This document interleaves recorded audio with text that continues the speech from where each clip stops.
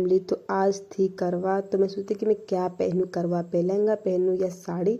तो मुझे चूज़ करने में प्रॉब्लम होती कि मैं क्या ही पहनूँ, क्योंकि लहंगा भी अच्छा था या साड़ी भी अच्छी थी। तो मैंने डिसाइड किया कि मैं लहंगा पहनूँ, क्योंकि लहंगा मैं पहन नहीं पाती कोई फंक्शन में, क्योंकि ये लहंगा मेरी शादी का है। क्योंकि मैंने खुद डिसाइड किया था कि शादी में लहंगा बिल्कुल सिंपल एंड पार्टी वेयर होना चाहिए, क्योंकि एक लहंगा तो हैवी रहता ही है और दूसरा भी लहंगा हैवी हो, इसलिए मैंने थोड़ा सा पार्टी वेयर। और ये मैं आप ब्लाउज देखो कितना सही आ रहा है, बिल्कुल 4-7। तो फाइनली गाइज मैं यहाँ पे हो गई थी रेडी बिल्कुल दुल्हन की तरह, क्योंकि करवा चौथ है तो सुहागन को दुल्हन की तरह ही तैयार होना चाहिए, क्योंकि ये सुहाग के लिए होता है। तो मैं यहाँ पे लहंगा चुन्नी बिल्कुल अच्छे से पहन के और 16 श्रृंगार करके आई थी, क्योंकि सुहागन को 16 श्रृंगार करना चाहिए। हमने करवा माता की पूजा करना स्टार्ट किया, क्योंकि पूजा का मुहूर्त बस 7 बजे तक ही था और 7 बजने बस 10 मिनट कम था। तो मैंने सोचा कि फटाफट से पूजा कर लेते हैं। और बहुत सारी जगहों पे ये होता है कि शाम को ही पूजा कर लिया जाता है, लेकिन हमारे यहाँ सिर्फ मुहूर्त पे पूजा किया जाता है। तो मैं यहाँ पे फटाफट से पूजा कर ली थी, क्योंकि 7 बज गए थे। और मैं आपको बता दूं कि जब भी मैं करवा चौथ का व्रत करती हूँ, मैं पूरा श्रृंगार माता जी को चढ़ाती हूँ और वो श्रृंगार में किसी को दे देती हूँ कि हमारा उनका सुहाग बिल्कुल बना रहे। तो यहाँ पे मैं आपको दिखाऊंगी कि मैं सुहाग में क्या क्या देती हूँ। यहाँ पे जो करवा रखा गया है उसमें मैंने यहाँ पे चावल, और हमारे यहाँ रिवाज होता है फारा बनाने का। तो यहाँ पे हमारे चावल भरा जाता है, उसके बाद फारा रख के उसमें मिठाई रखा जाता है, उस पर ढक्कन लगा दिया जाता है। और ये जो सीख होता है ना, ये बहुत ज़्यादा ही महत्वपूर्ण होता है हमारे यहाँ करवा शादी वाला सिंदूरदान जरूर रखे करवा माता के पास, और उस सिंदूरदान से भी सिंदूर लगाएं। उसके बाद से आपको गौरा का भी सिंदूर चढ़ाना है और गौरा से ही आपको सिंदूर लगाना है। यहाँ पे मैं कलश अगर मुझे करवा बदलना होगा तो मैं गौरा जी से बदलूंगी, क्योंकि जो बगल में बैठी है मेरी चाची हैं और सास से कभी करवा नहीं बदल जाता है। तो मैं यहाँ पे गौरा जी से ही करवा बदलूंगी। और पता है उसमें आपको क्या बोलना है, करवा फेरते समय आपको क्या क्या बोलना है।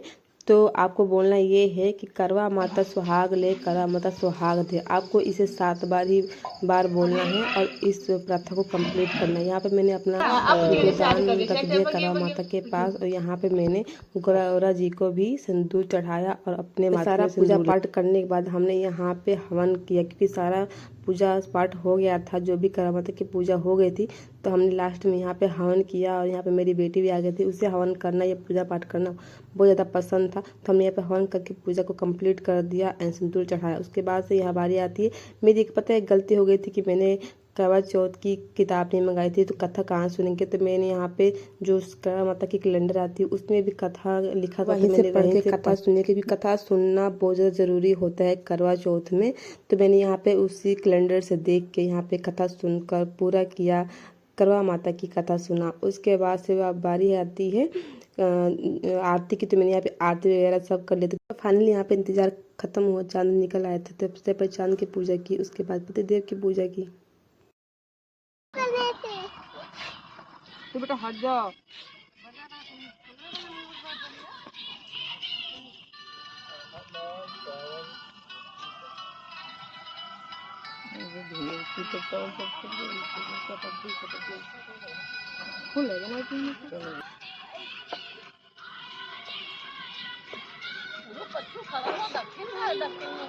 ऐसे खड़ा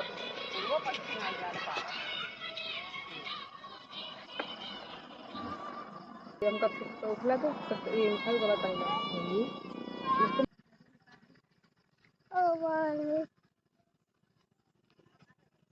कर रहा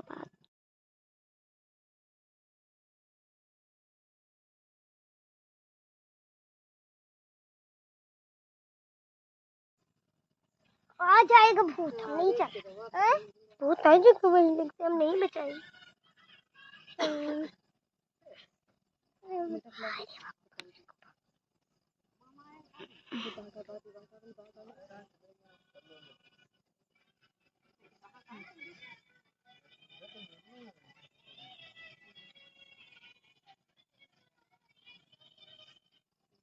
कोई पकड़ ले हम आपके साथ ले पकड़वा चल कुछ बातें भाभी चलो मम्मी पास हेलो भाई बुट्टू पांव पकड़ ले वो चक्की पकड़ ले पकड़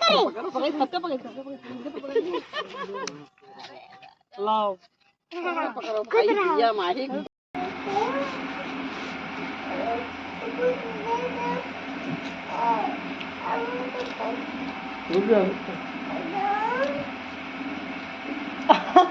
इसका मतलब ला दिया तो। फाइनली गाइज मुझे करवा चौथ का गिफ्ट मिल गया, क्योंकि फर्स्ट करवा चौथ में मुझे इन्होंने पायल दिया था एंड सेकंड वाले पे पैसे दिए, तो कोई बात नहीं, एडजस्ट तो हो जाता है, कोई बात नहीं है। तो थैंक यू सो मच।